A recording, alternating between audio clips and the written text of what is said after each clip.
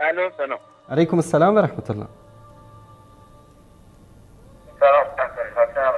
سلامت باشید بیننده عزیز. از کجا زنگ میزنید و اسمتون؟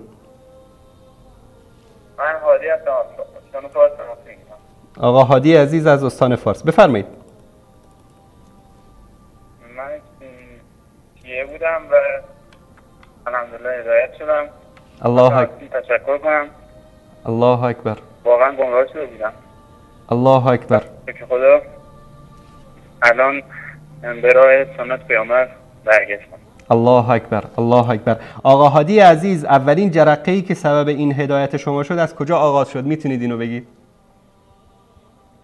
این بیشتر قبلا که در مورد خود امام زمان که 1200 ساله رفته همون کار گذاشته، بله، شک و شبهه داشتم همیشه، اصلا قرار از این که نتو بشناسم درست. شک و شبهه داشتم تا اینکه بالاخره این چیزهایی که ما نشون میدین از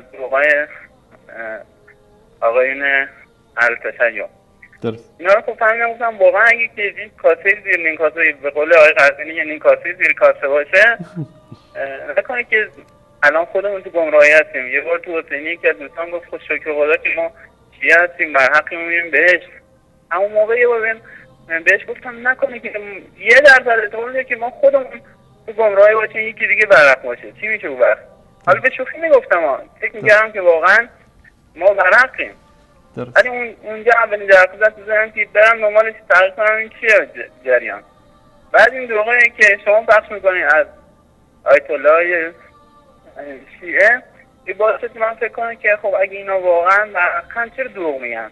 این دروغا دلیلش چیه؟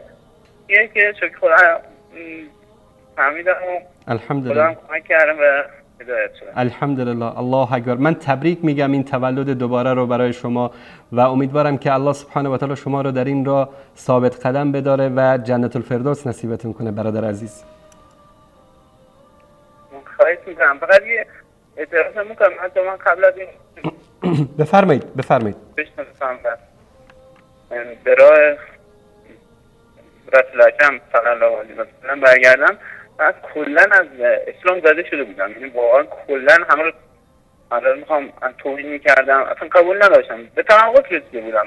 درست. آدم زمانی به تناقض میرسه و زمانی رد میکنه، این یه چیز معمولی نیست که تمام آینده و تمام نتیجه یه بشر تو مذهبش تو دینشه. درست. زمانی که ردش میکنه حساب به یه نقطه رسیده که اصلا دیگه هیچی براش مهم نیست، که مثلا آینده میدونه همش مزخرفه، بعد مثلا میذارم کنار رد میکنه. من با شیعه بودنم به این نقطه رسیدم که اصلا از اسلام، از تمام ادیان ها حتی تغییر کردم، اصلا سراغ مسیحی از همه زده شدم. کلا فقط شدم آزاد، یعنی بدون خدا و بدون دین و لامذهب. درست. بعد دیگه الحمدلله باز خدا خواست و کمک کرد که برگشتم به راه رسول اکرم صلی الله علیه و آله. الحمدلله. الحمدلله. الله متعال حفظتون کنه برادر عزیز. زنده باشید. خواهش میکنم. خوشحال شدم که چیزای قشنگی تو شنیدم آقای انصاری. تشکر از شما. ممنون. که خوبتون. زنده باشید. سلامت باشید. الله یار نگهدارتون. خدا نگهدار.